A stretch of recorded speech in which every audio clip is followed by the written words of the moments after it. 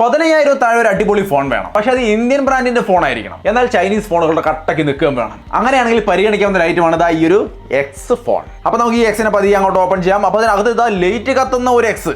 Okay, ready to go X racy. Okay, അതിൻ്റെ അടിയിൽ നമുക്ക് നൈസായിട്ട് ഇങ്ങനെ വലിച്ചെടുക്കാം ഈ ഫോണിന്റെ ബോക്സിനെ. എന്നിട്ട് ഈ വലിയ ബോക്സിനെ അങ്ങോട്ട് മാറ്റി വെക്കാം. ഈ ചെറിയ ബോക്സ് ആണ് ലാവ ബ്ലേസ് എക്സ് എന്ന ഫോണിന്റെ ബോക്സ്. യെസ്, ഈ 15,000 താഴെ ഈ പറഞ്ഞ രീതിയിലുള്ള ഒരു ഫോൺ തന്നെയാണ്. ചെറുതായിട്ടൊന്ന് പരിചയപ്പെട്ട് വെച്ചോളൂ, ആവശ്യമുണ്ടെങ്കിൽ പരിഗണിക്കാമല്ലോ. ആദ്യം ഒരു ക്വിക്ക് അൺബോക്സിംഗ്. അപ്പോൾ ഈ ഒരു ബോക്സ് ഓപ്പൺ ചെയ്യുമ്പോൾ അതിനിടയിൽ ഒരു വൈറ്റ് ബോക്സ് ആണ്, അതിനകത്ത് കേസ് ഇരിക്കുന്നുണ്ട്. കേസ് അത്യാവശ്യം നല്ല ക്വാളിറ്റി കേസ് ആണ്. പിന്നെ അതിന് താഴെ ഫോണാണ് വരുന്നത്. നിങ്ങൾക്ക് ഇവിടെ കാണാം, ഇതാണ് ഫോണിന്റെ ഒരു ലുക്ക്.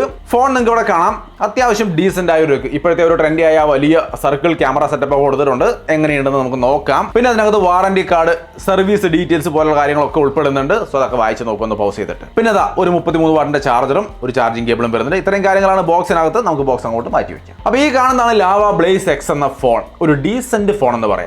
183 ഗ്രാമാണ് ഇതിന്റെ വെയിറ്റ് വരുന്നത്. 8.45 mm ആണ് തിക്നെസ് വരുന്നത്. ബാക്ക് ഫിനിഷ് PMMA മെറ്റീരിയൽ ആണ് വരുന്നത്. അതുപോലെ IP53 വാട്ടർ റേറ്റിംഗ് കൊടുത്തിട്ടുണ്ട്. ഡുവൽ സിം ആണ് സപ്പോർട്ട് ചെയ്യുന്നത്. 2 സിം മെമ്മറി കാർഡ് ഇടാൻ പറ്റില്ല. താഴെ സിം ട്രേ കൂടാതെ main microphone, type C port, speaker grill, right സൈഡിൽ പവർ ബട്ടൺ, വോളിയം ബട്ടൺ, ടോപ്പിൽ ഒരു സെക്കൻഡറി നോയ്സ് ക്യാൻസലിംഗ് മൈക്രോഫോൺ കാണാം.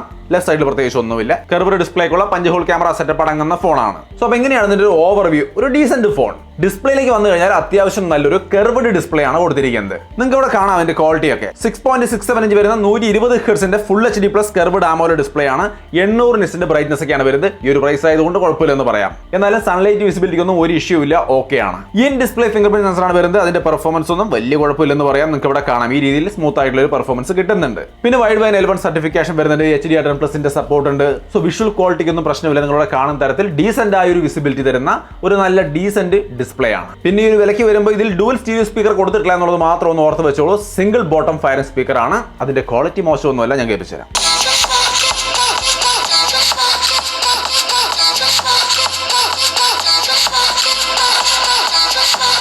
അത്യാവശ്യം നല്ല ക്വാളിറ്റി ഉള്ള ഒരു ബോട്ടം ഫയർ സ്പീക്കർ ആണ് കൊടുത്തിരിക്കുന്നത്. സോ അപ്പോൾ അങ്ങനെയാണ് ഇതിന്റെ ഡിസൈനും ഡിസ്പ്ലേയും ഒക്കെ. ഈ ഭാഗത്തൊന്നും എനിക്ക് വേറെ പ്രശ്നങ്ങളൊന്നും തോന്നിയില്ല, എല്ലാം നന്നായിട്ട് തന്നെ കൊടുത്തിട്ടുണ്ട്. ഇനി ഇതിന്റെ പെർഫോമൻസ് വന്നു കഴിഞ്ഞാൽ Dimensity 6300 എന്ന പ്രൊസസറാണ് ഈ ഒരു വിലയ്ക്ക്. അതായത് സ്നാപ്ഡ്രാഗൺ 695, 6080 അങ്ങനെയുള്ള, അതായത് Dimensity 680 അങ്ങനെയുള്ള പ്രോസസറുകളൊക്കെ ഇവിടെ നിൽക്കുന്നുണ്ട്. അതുമായിട്ടൊക്കെ കമ്പയർ ചെയ്ത് നോക്കിയാലും ഏറെക്കുറെ കട്ടയ്ക്ക് നിൽക്കുന്ന, അതിന് തുല്യമായ പവറുള്ള ഒരു പ്രൊസസറാണിത്. അത് എന്ന് വെച്ചാൽ നിങ്ങൾ ഇത് ഏത് ഫോണുമായിട്ട് ഇവിടെ കമ്പയർ ചെയ്ത് നോക്കിയാലും അത്യാവശ്യം നല്ല പെർഫോമൻസ് ഉള്ള ഫോണായിട്ട് ഇതും പരിഗണിക്കാം. 420K ഇതിന്റെ ആൻഡ്രോയിഡ് സ്കോർ വരുന്നത്. LPDDR4X റാമും UFS 2.2 സ്റ്റോറേജും വരുന്നുണ്ട്. അതും ഈ ഒരു വിലയ്ക്ക് ഡീസന്റ് ആണ്. ആൻഡ്രോയിഡ് 14 ആണ് വരുന്നത്. ഒരു വർഷത്തെ ആൻഡ്രോയിഡ് അപ്ഡേറ്റ് ആണ് കമ്പനി ഓഫർ ചെയ്യുന്നത്. സോ മൊത്തത്തിൽ ഒരു ഡീസന്റ് ആയ പെർഫോമൻസ്, ഈ വിലയ്ക്ക് വേണ്ടുന്ന ഒരു ഡീസന്റ് ആയ പെർഫോമൻസ് കൊടുത്തിരിക്കുന്നു. ഓക്കെ, അപ്പോൾ പെർഫോമൻസിലും വേറെ ഇഷ്യൂസ് ഒന്നുമില്ല. ഗെയിം ഒക്കെ ഞാനിവിടെ കളിച്ച് കാണിക്കുന്നത്, അസ്ഫാൾട്ടൊക്കെ അവിടെ നൈസായിട്ട് കളിക്കുന്നുണ്ട്. പെർഫോമൻസിൽ ഇഷ്യൂസ് ഒന്നുമില്ല. സോ ഡീസന്റ് പെർഫോമൻസ് കിട്ടുന്നുണ്ട്. ഇനി ഇതിന്റെ അടുത്ത പ്രധാന ഘടകം ക്യാമറയാണ്. ക്യാമറ സാമ്പിളുകൾ നിങ്ങൾക്ക് ഇവിടെ കാണാം. 64 മെഗാപിക്സലിന്റെ സോണി ക്യാമറയാണ് മെയിൻ ക്യാമറ. EIS സപ്പോർട്ട് വരുന്നുണ്ട്. 16 മെഗാപിക്സലിന്റെയാണ് സെൽഫി ക്യാമറ.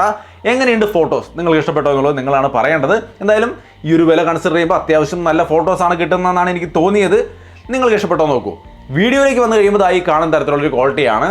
EIS സ്റ്റെബിലൈസേഷനേ ഉള്ളൂ, കാര്യമായ വേറെ OS സ്റ്റെബിലൈസേഷൻ കാര്യങ്ങളൊന്നുമില്ല. ഈ വിലയായതുകൊണ്ട് അഡ്ജസ്റ്റ് ചെയ്യണോ വേണ്ടിയോ എന്ന് നിങ്ങൾ തീരുമാനിക്കുക. എങ്ങനെയായാലും ഈ കാണുന്നതാണ് ഇതിന്റെ റിസൾട്ട്. നിങ്ങൾക്ക് ഇത് ഓക്കെ ആവുമോ?